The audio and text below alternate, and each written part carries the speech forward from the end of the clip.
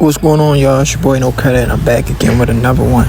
I need you guys to do me a favor, hit that like button, hit that subscribe button, hit that notification icon for more videos like this. That being said, let's get into it.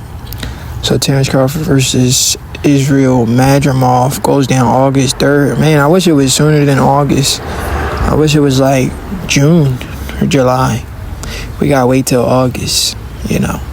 I mean, it is what it is, but we know when Crawford fights, he's gonna put on a show, a masterclass performance, a pound-for-pound performance, and he's about to become a 4-division world champion.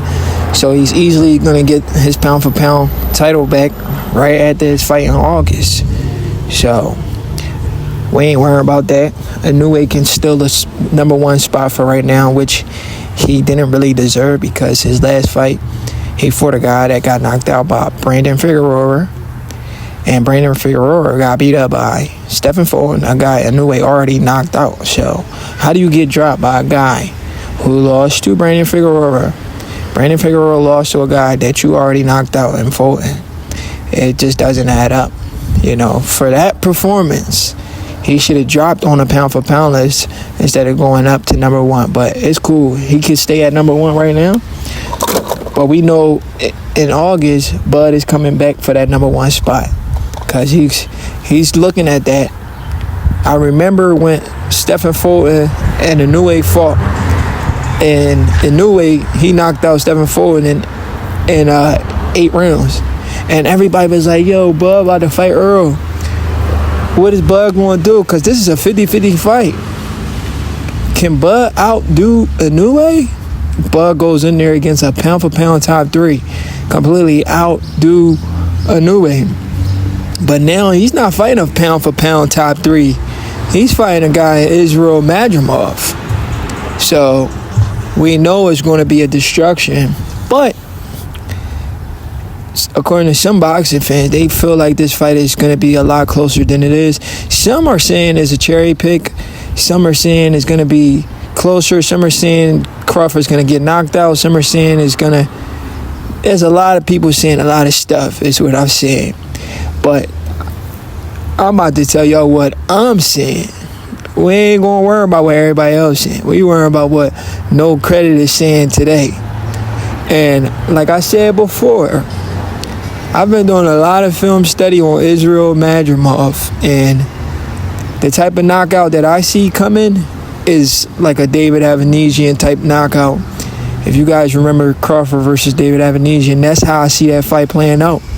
Because of Israel Madrimov size and stature, he's going to be right there to get hit.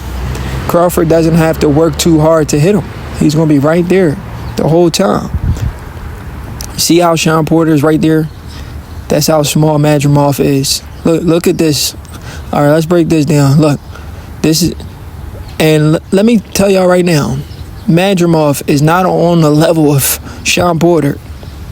Do y'all know that? Do boxing fans know that Sean Porter is a better fighter than Israel Madrimov? Y'all be talking about Madrimov.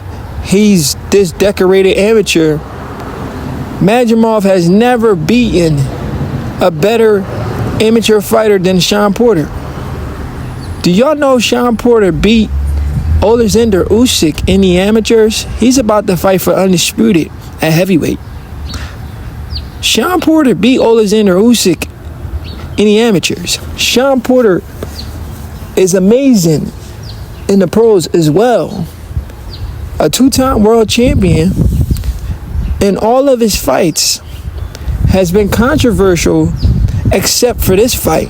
And that's against the pound-for-pound king, Terence Crawford. You see how Crawford is picking this guy, Sean Porter, apart? And he's picking him apart, but he's holding back a little bit because that's his friend.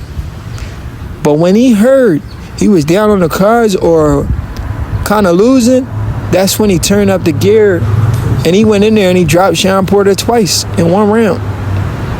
And his father threw in a towel. His father didn't want to see him get the beating that Earl Spence Jr. got in Crawford of a fight versus Earl Spence Jr. Derrick James was too prideful to throw in the towel. You know what's crazy? I actually just seen an interview from Derek James. And Derek James, he was looking bitter. I know he's going through a little dispute with Errol Spence.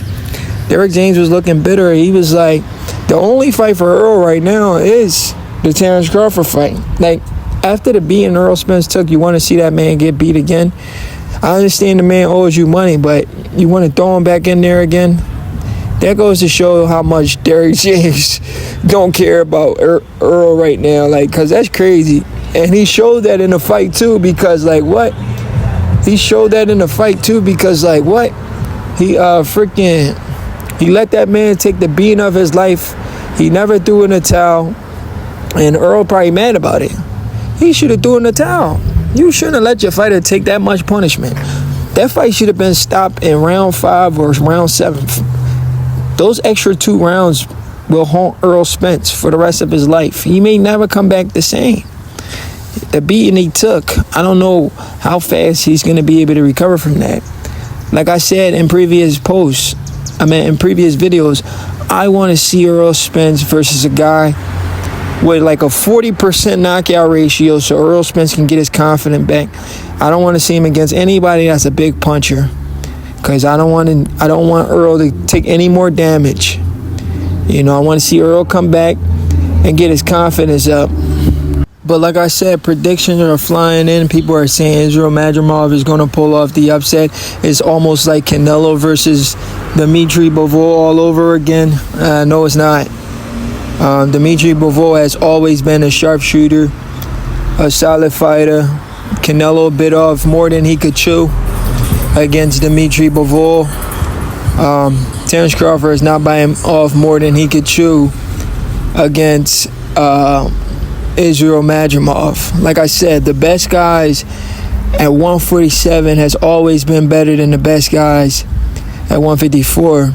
So if all of these guys was active right now, the Sean Porters of the world, the Keith Thurmans of the world, the Danny Garcias, the AUG guys of the world, the Errol Spence, and even if we want to throw in Jerron and look at Virgil Ortiz, he just went up there to 154, and he's already one of the best guys up there. The 147-pound division was too stacked. Even Manny Pacquiao was there. The 147-pound division had too many talents, top talent. I'm telling you, this Israel Madrimov dude is not on the level of a Sean Porter. He's not on the level of a Prime Kell Brook. He's not on the level of a Sean Porter. People are overrating this guy. I'm not saying this guy is not a good fighter, but he's not on the level of some of the guys that Crawford has already beat. He's not on Errol Spence's level. He's not on Sean Porter level. He's not on Keith Thurman level. Like, I see Keith Thurman beating this guy, and I'm talking about maybe not this Keith Thurman right now, but a prime Keith Thurman would beat Israel Madrimov. He's not on these dude level. The best guys at 147 has always been better than the best guys at 154. Israel Madrimov is finally just making his name. You know, Crawford, I like what Crawford is saying this guy is one of the best guys at 154. Me personally, I don't believe he's one of the best guys, but you're supposed to say that because you don't want to underestimate your opponent. When I say I don't believe he's one of the best guys at 154, I don't believe he's the top 3 best guy at 154. He's like, in my opinion, he's like number 4 or 5. So he's not top 3. When I say he's not the best, I say he's top 4. So I see Crawford going in there and knocking this dude out. Early predictions are coming in. People are saying Crawford's going to lose. People are saying Crawford's going to win. People are saying this is going to be a close fight. I'm saying this is going to be a one-sided ass whooping and a vicious knockout like the David Avanesian fight because of the stature of Israel Madrimov and the holes in his defense. It's your boy No Credit, and I'm out.